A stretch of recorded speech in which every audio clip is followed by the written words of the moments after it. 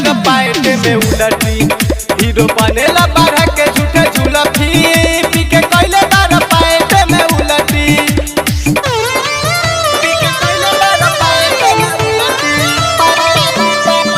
पी के कैले बार पैंट में उलटी। हीरो बनेला बारह के झूठे झुलफी, पी के कैले बार पैंट में उलटी। पियाला के बाद बात बोलेला चढ़ बढ़ के, तनको ना बुझाला कहाल भइल बा तोहरा घर के। भइल बा तोहरा घर के। पियाला के बाद बात बोलेला चढ़ बढ़ के, तनको ना बुझाला कहाल भइल बा तोहरा घर के। खाली माने लहो पिया कर के कहना, बेच देले बारो चढ़ल जमन गहना। चढ़ल जमन गहना रात मरल तो फेंकले बा गुलठी। अरे गुलठी, अरे गुलठी। हीरो बनेला बारह के झूठे झुलफी, पी के कैले बार पैंट में उलटी।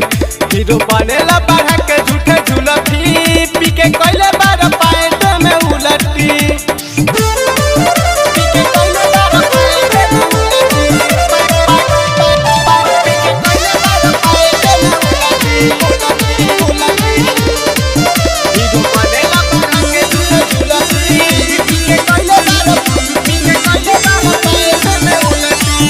राइटर प्रेम कान कर धके उठबाई थी, मुन्ना बिहारी ना तो चला के मारब छैती।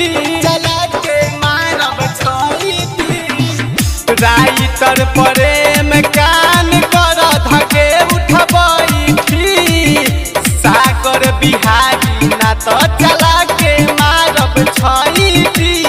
नहीं तो लछन तारम तो हजार से बात मान जैसे माने अमित में हरा रुके। अमित में हरा आनंद बारक चाहे ना तो गुलफी। अरे गुलफी, अरे गुलफी।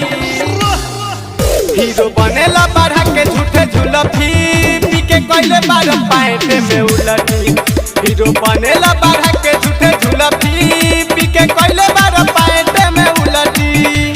दिन भर दारू पिया तारा घूम घूम के, रोड पर चला तारा हाथी लेखा झूम के। हाथी लेखा झूम पैसा रखेला चोराई में गुलफी। अरे गुलफी, अरे गुलफी। हीरो बनेला बारह के झूठे झुलफी, पी के कैले बार पैंट में उलटी।